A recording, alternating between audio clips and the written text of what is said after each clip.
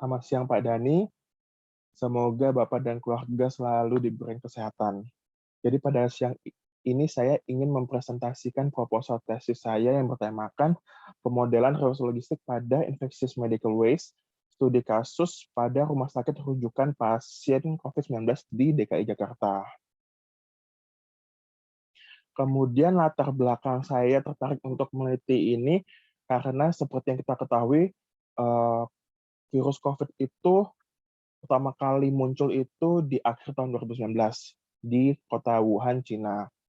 Kemudian di Indonesia sendiri, kasus pertama kali itu muncul di awal bulan Maret tahun 2020. Kemudian seperti yang bisa Bapak lihat pada gambar 1.1, mulai dari bulan Maret itu dari kasus pertama COVID di Indonesia hingga akhir tahun 2020 itu selalu mengalami peningkatan yang cukup signifikan. Nah, kemudian di Jakarta sendiri, kasusnya pun juga tidak kalah berbeda dengan jumlah kasus di Indonesia. Nah, pada gambar 1.2 ini kita bisa lihat bahwa di tahun 2020 sendiri kasus positif di Jakarta itu juga mengalami peningkatan. Sempat mengalami penurunan dan stabil di bulan Oktober dan November, namun pada bulan November mengalami kenaikan kembali sebesar 33%.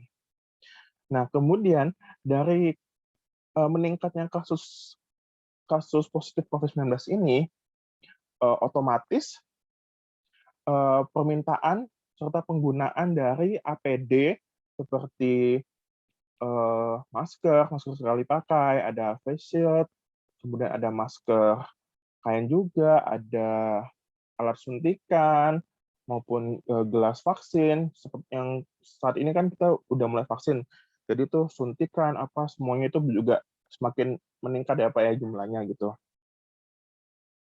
Nah kemudian untuk menghindari terjadinya penumpukan limbah medis yang sifatnya itu infectious medical waste, nah jadi perlu dibuat suatu pemodelan reverse logistik yang fokus pada proses pengumpulan limbah medis di setiap rumah sakit rujukan pasien COVID-19, kemudian pengangkutan ini bisa dari pihak Dinas Lingkungan Hidup DKI Jakarta ataupun menggunakan pihak ketiga atau jasa perusahaan yang melakukan pemusnahan limbah. Nah, kemudian diharapkan dengan pemodelan yang optimal ini, proses reverse logistik dapat menekan total biaya serta dapat mengurangi resiko penularan virus COVID-19 yang lebih luas lagi. Kemudian berikut tinjauan pustaka. Jadi saya menggunakan database dari Science Direct.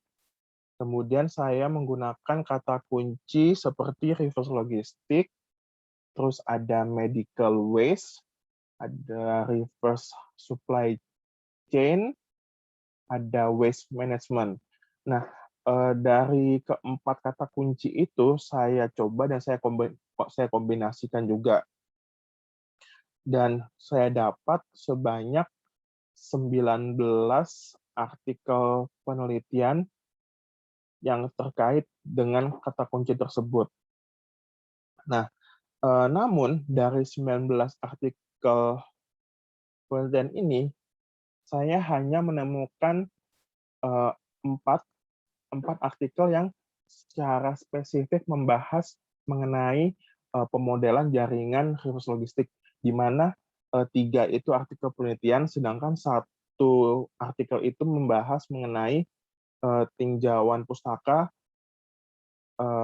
terkait topik reverse logistik. Kemudian dari tinjauan tersebut, seperti yang saya sudah sebutkan, hanya ada 3 penelitian terdahulu yang spesifik membahas mengenai pemodelan jaringan reverse logistik. Kemudian saya lakukan tinjauan pustaka, kemudian dapat kita lihat resource gap-nya.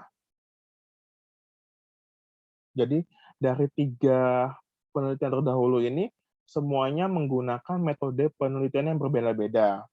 Kemudian indikator penelitiannya pun juga berbeda. Maksudnya hal yang ingin dicapai, tujuan dari penelitiannya apa juga berbeda di masing-masing penelitian. Jadi dari ketiga penelitian ini, rencana tesis saya itu saya ingin menggabungkan metode GIS, yaitu Geographical Information System, serta RMCGP atau Revised Multi-Choice Goal Programming. Alasan saya menggunakan kedua metode penelitian ini karena dengan GIS saya bisa melakukan pemetaan lokasi-lokasi rumah sakit rujukan di DKI Jakarta serta lokasi ataupun fasilitas pengolahan atau pemusnahan limbah medis tersebut. Kemudian untuk indikatornya sendiri, saya memilih kapasitas dari fasilitas pemusnahan limbah tersebut, kemudian kapasitas dari moda transportasi yang untuk mengangkut limbah tersebut, kemudian transportation path-nya, kemudian ada waste flow, jadi seberapa besar arus limbah medis di masing-masing rumah sakit. Kemudian ada transportation and treatment risk. Jadi saya ada membaca salah satu artikel di mana limbah medis yang tidak berhasil terkumpul ataupun memang sengaja tidak terkumpul itu berujung di tempat pembuangan sampah akhir, di mana menurut saya itu cukup berbahaya. Jadi misalnya kalau misalnya ada jarum suntik gitu, apalagi jarum suntiknya tidak dilakukan tidak diberikan kemasan double packaging, itu apabila ada mungkin orang istilahnya pemulung itu bisa saja terinjak, kemudian infeksi, kemudian dapat menyebabkan penularan COVID-19 juga. Itu pada bagian indikator resikonya. Kemudian ada juga tingkat uncollected waste. Jadi saya ingin mencari tahu juga berapa tingkat limbah medis yang tidak dapat terkumpul. Jadi kembali lagi ke kapasitas alat pengangkutnya. Jadi mungkin harus melakukan berapa kali pulang pergi dari lokasi rumah sakit ke lokasi pengumpulan limbah medis tersebut. Kemudian indikator terakhir yaitu total biayanya, di mana dari ketiga penelitian terdahulu semuanya juga memasukkan indikator total biaya. Oke, masuk ke rumusan masalah. Untuk saat ini rumusan masalahnya yang saya bentuk hanya ada 3, tapi tidak menutup kemungkinan akan berkembang menjadi beberapa poin. Jadi rumusan masalah yang pertama yaitu bagaimana model reverse logistik seperti apa model reverse logistik yang dapat membantu mengelola infectious medical waste pada rumah sakit rujukan pasien COVID-19 di DKI Jakarta. Kemudian, bagaimana model reverse logistik tersebut dapat memitigasi penularan serta menurunkan tingkat infeksi COVID-19. Yang terakhir, apakah model reverse logistik yang diusulkan dapat meminimasi biaya serta risiko pada aktivitas transportasi maupun pemusnahan limbah medis tersebut. Kemudian tujuan penelitian. Dari rumusan masalah yang tadi saya sebutkan, dibentukkan tujuan penelitian sebagai berikut.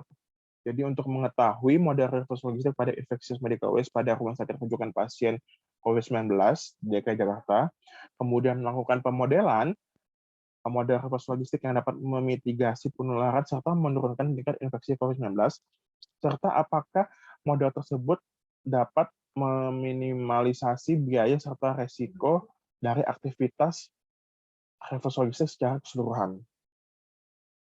Oke, berdasarkan penelitian. Jadi pada penelitian ini saya menetapkan beberapa batasan agar proses atau alur penelitian ini dapat lebih eh, terukur. Jadi batasan-batasan tersebut, eh, penelitian ini hanya berfokus pada pemodelan sistem informasi logistik dalam industri kesehatan di Indonesia. Kemudian pemodelan ini berfokus pada pengelolaan limbah medis yang diatur dalam Peraturan Menteri Kesehatan Republik Indonesia Nomor 18 Tahun 2020. Kemudian batasan ketiga, pemodelan sistem informasi logistik dipilih karena kembali peningkatan kasus terkonfirmasi positif COVID-19 di tahun 2020. Kemudian studi kasus hanya berfokus kepada rumah sakit rujukan pasien COVID-19 di DKI Jakarta. Oke, jadi berikut sistematika penelitian ini. Jadi secara garis besar dibagi menjadi 5 bagian. Bagian pertama pendahuluan dimulai dengan menentukan topik penelitian. Kemudian topik penelitiannya kan reverse logistik pada infectious medical waste.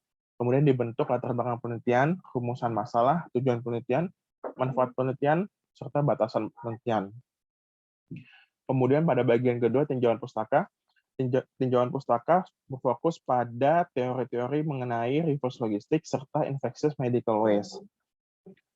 Kemudian dari segi metode penelitiannya, teori-teori terkait dengan revised multi-choice programming serta geographic information system juga dimasukkan ke dalam tinjauan pustaka. Pada bagian ketiga, berikut ini beberapa data yang mungkin dibutuhkan dalam proses pengolahan serta untuk mencapai tujuan penelitian yang diinginkan, yaitu kondisi serta resiko model dari reverse logistik yang ada saat ini di Jakarta. Kemudian tingkat limbah medis yang terkumpul di masing-masing rumah sakit. Kemudian ada biaya reverse logistik untuk penanganan limbah medis ini. Kemudian ada kapasitas pengolahan limbah medis, kapasitas pengangkutan limbah medis, serta tingkat limbah medis yang tidak terkumpul. Data tersebut kemudian diolah menggunakan metode penelitian yang sebelumnya, dilakukan analisis serta pembahasan, dan diakhiri dengan kesimpulan serta saran pengembangan penelitian.